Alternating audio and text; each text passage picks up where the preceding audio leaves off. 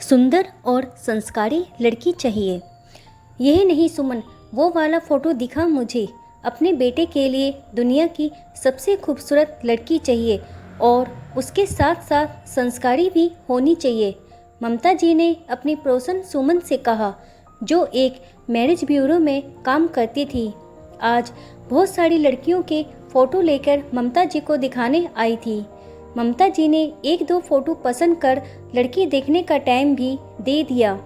ममता जी के पति राकेश जी बहुत ही समझदार और सुलझे हुए व्यक्तित्व से ओतप्रोत थे और काफ़ी देर से दोनों महिलाओं की बातें सुन रहे थे। ममता जी ने सुमन जी से अपने वार्तालाप में कई बार कहा कि हमें सुंदर और संस्कारी लड़की चाहिए।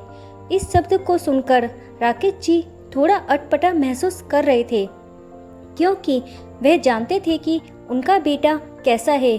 ना उसको काम करना पसंद है और ना ही वो पढ़ने में कभी भी सीरियस था। दोस्तों के साथ आवारागर्दी करना और बाप के पैसे उड़ाना, ये तो उसका मुख्य पैसा था। राकेश जी ने कितनी दफ़ा उसकी नौकरी लगवाई, लेकिन मजाल है कि 4 दिन से ज़्यादा कहीं टिक जाए। सुमन के जाने के बाद राकेश जी ने ममता जी से कहा, इतनी देर से देख रहा हूँ ममता, तुम गुणगान किए जा रही हो कि दुनिया की सुंदर और संस्कारी लड़की चाहिए, लेकिन एक बार अपने बेटे की तरफ तो देख लेती कि वो कितना संस्कारी है। ना नौकरी करता है, ना अपने भविष्य को लेकर जरा सी भी चिंता फिक्र है। अभी भी देख लो, घर नहीं आया, कितनी देर हो गई घर से गए हुए। दोस्तों के साथ अयासी करने में लगा होगा। शाम से रात हो गई, लेकिन अमन अभी नहीं लौटा। राकेश जी ने इंतजार करते करते खाना खा लिया। ममता जी अभी भी बेटे का इंतजार कर रही थी। फ़ोन मिलाया तो अमन ने कहा वो खाना खाकर आएगा, किसी दोस्त की बर्थडे पार्टी में है। बेटे से बात करने के बाद ममता जी भी खाना खाकर अपने कमरे में पहुंच गई। ममता जी को देखते ही राकेश जी ने कहा, जो सुंदर और संस्कारी लड़की तुम लाना चाह रही हो अपने नवाब साहब के लिए, वो भी तुम्हारी तरह इंतजार किया करेगी तुम्हारे लाडले का। अच्छा लगेगा तुम्हें। हम जानते हैं हमारा बेटा कैसा है, उसके बावजूद हम किसी लड़की का जीवन बर्बाद कर दें, ये तो गलत होगा ना ममता। पति के मुंह से ऐसी बातें सुनकर ममता जी बोली, सुनिए, आप जो कह रहे हैं वो सही है, लेकिन शादी हो जाएगी, पत्नी घर आ जाएगी तो अमन जल्दी घर भी आ जाएगा और जिम्मेदार भी हो जाएगा।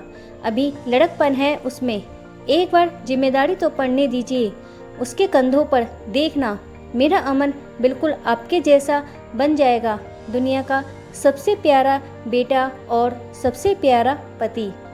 ममता जी की बात सुनकर राकेश जी थोड़ा शांत हुए, क्योंकि मन ही मन वो भी चाह रहे थे कि उनका बेटा अपने जीवन और परिवार को लेकर जिम्मेदार बन जाए, लेकिन शादी के बाद नहीं, शादी से पहले ही। ममता जी की आंखें लग गईं।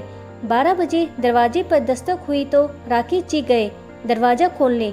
रात में कोई नाटक ना हो इसलिए कुछ बोले नहीं, लेकिन अमन से आ रही बू से उन्होंने भाप लिया था कि वह पीकर आया था।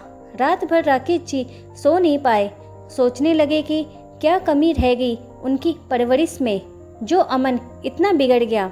बाप के सामने शराब पीकर घर आ रहा है और उसे कोई शर्मिंदगी नहीं इस बात की।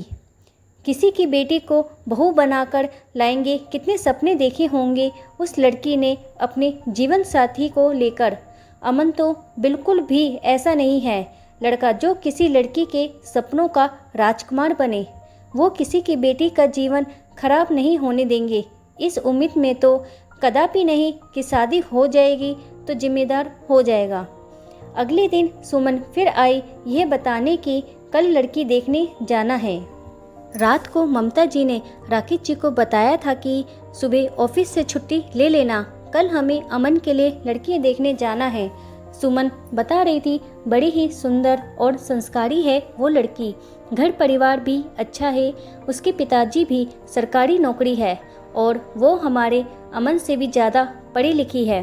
राकेश जी उस समय कुछ नहीं बोले। अगले दिन सुबह जैसे रोज अपने ऑफिस के लिए निकलते थे वैसे ही तैयार होकर जाने लगे। उन्हें जाता देख ममता जी बोली, अरे आप कहाँ जा रहे हैं? अमन के पापा 11 बजे हमें लड़की देखने जाना है। ममता जी की बात सुनकर राकेश जी बोले, नहीं ममता, हम लड़की देखने नहीं जा रहे, और जब तक नहीं जाएंगे जब तक तुम्हारा बेटा परिवार के प्रति अपनी जिम्मेदारी उठाना नहीं सीखेगा।